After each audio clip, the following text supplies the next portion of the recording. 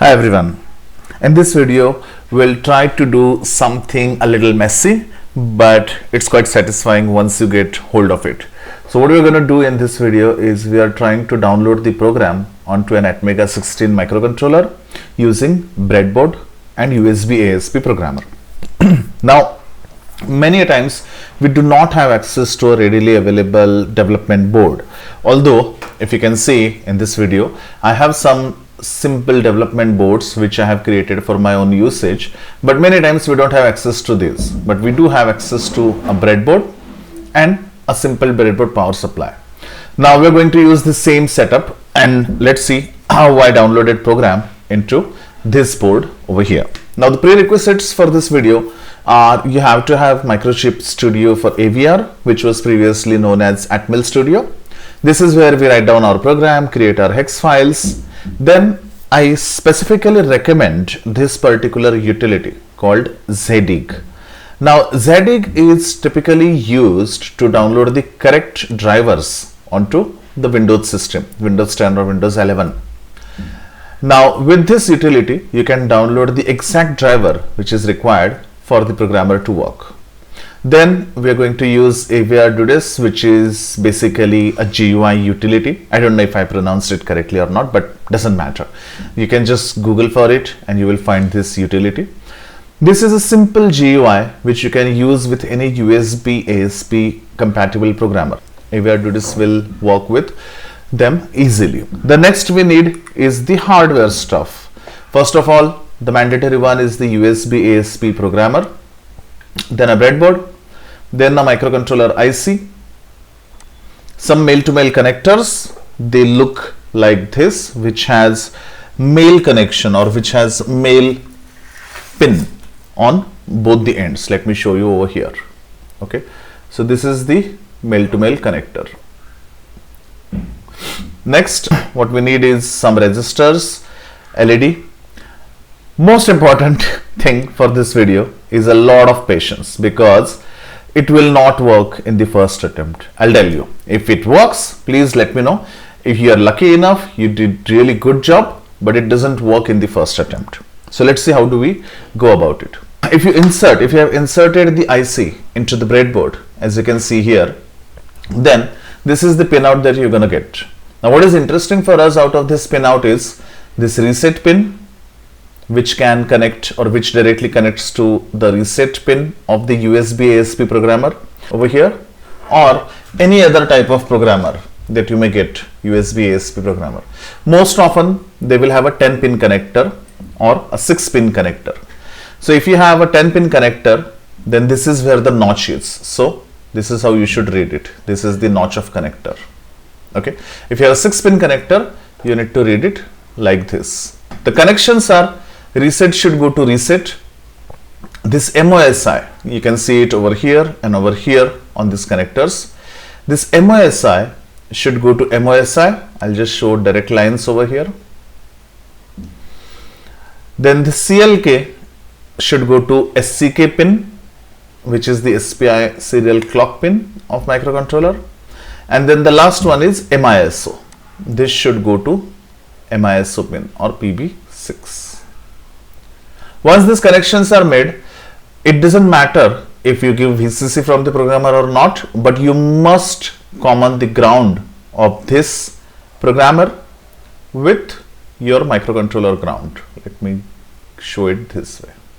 If you can see, what I have is this same programmer, and then I have a serial converter. So serial converter means this basically this circuit converts this 10 pin connector into 6 inline connections. And then I have taken out these wires from this connector and then put it onto breadboard. I'm using power lines over here to make the connections easier, and this is a 5 volt breadboard power supply to which I have given input from a adapter, a 9 volt adapter. Now I'm pretty sure you know those things, but these connections are important.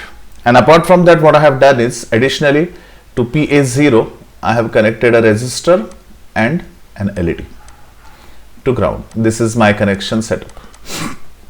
I have used 100 ohm resistor because my LED is a 3 mm LED. So with 3 mm LED and 100 ohm resistor combination, you get a pretty decent brightness, which you can notice over here from this video camera.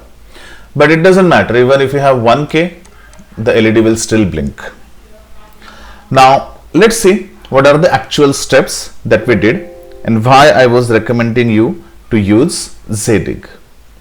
Now this Zadig utility is basically used, or it's basically utilized in order to download the correct driver or install the correct driver for your particular device, for your particular programmer.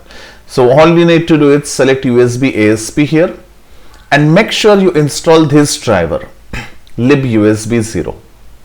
Do not install any other driver. So this list will give you number of different drivers. So there is WinUSB as well. We don't want that. We want libUSB. So instead of WinUSB, make sure you are using libUSB. Even though your GUI software may have installed some drivers, make sure you update them with this. If you don't, then your setup will not work. Now let me open Microchip Studio. It will open the project that I have created. Once you have installed the correct driver, you can close this utility Zadig, and then you can have this GUI open, which is AVRDUDESS or DUDESS, whatever you want to pronounce it. And here what you need to do is you need to select a device. In this list of programmers, you need to select USB ASP. Don't do any other setting. Simply first click detect. If your connection is correct, it will show detected ATmega16. This would be your primary challenge. This would be your primary roadblock. If your connections are not correct, you will face error here. You can see I had this error when my connections were loose. Unknown signature. You shouldn't get that. So once you click detect, it should read it correctly. Okay. And then you may want to note down the settings of fuse bits, because that's what I'm using for using internal clock. So let me just put it here. And then log bits are typically untouched. You can keep it FF. Means you do not program them. Okay. So these are the fuse bit settings. Now basically what this fuse bits will do is it will select the internal RC oscillator at 8 megahertz frequency. We want internal because with this setup you cannot expect to have very proper crystal connection. Although I have done that in past, I won't recommend that. So this setting will enable the internal RC 8 megahertz oscillator, 8 megahertz internal RC oscillator. With this internal clock, you can do pretty much all of your experiments without any problem. Now let's go to the code. Let me open my project here. You've already known this, so I'm not going to show all the detailed steps of how to create the project. I'll just show you the code directly.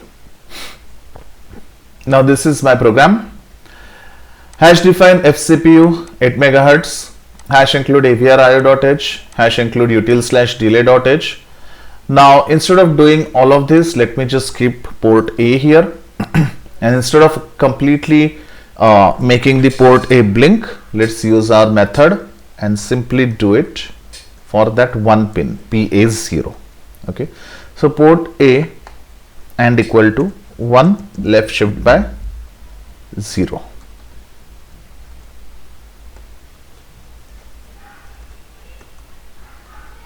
And then in order to reset that particular pin, what we do is port A is equal to and equal to inverted of 1 left shift by 0 bits. Now you can see the delay here is 2 seconds. Let me make it 500 milliseconds so that you will be easily identifying it. That's it. Go to build and build solution. The only thing that is missing in this, I didn't create a project from scratch. The only thing missing is when you create a new project in Microchip Studio, in the properties, you get an option to select the device. I have selected ATmega16A because that is what I am using. So the project has been built. Let me rebuild it again. It will generate the updated hex file. Now let's open this utility. As I said, first try to detect. Once it's detected, all you need to do is you need to select this hex file over here in this window. Don't touch the port, baud rate, bit clock, just leave them as is. Select the hex file over here. Make sure that the timing of the hex file is correct as your system clock so that you know you're downloading the right hex file. And now I'll click on program. You will see the messages here. Writing is going on, reading is going on. AVRDUDESS done. Thank you. Now if you notice, the blinking rate is now 500 milliseconds. It's blinking every 500 milliseconds. Let me just make a little more change. So let me do it 100 milliseconds. 100 milliseconds, it's still visible to eyes. You can distinguish it. So now you rebuild the solution. You reload the hex file again and simply click on program. Check this LED now. It's turned off and now it's blinking with 100 milliseconds of delay, as you can see over here. Now this is how my connections are. It will look messy. It doesn't matter how you make your connections. This is my USB ASP programmer right over here. You may have different programmers and you can try any programmer you have. Even I have another programmer like this over here, but I'm not using it because it's quite old and I don't know if it's working properly or not. So I'm using this one which I have tested. So this is how you can create the connections on breadboard and download the program into the IC. You can change this IC, use it into any project board, but typically when you create a project board, I always recommend that on this project board, give some kind of ISP header. I like this inline connections, so that's why you see in my development boards, I always have an inline connector over here, which makes things easier for me to connect the programmer directly. This is again another large board. Back around few years back, 6-7 years back, I used to run a training center and I used to use boards like this at that time. So make sure use a board when experimenting, but if you don't have anything you must experiment, you can do this. I hope you will find this information informative. Thanks for watching this video.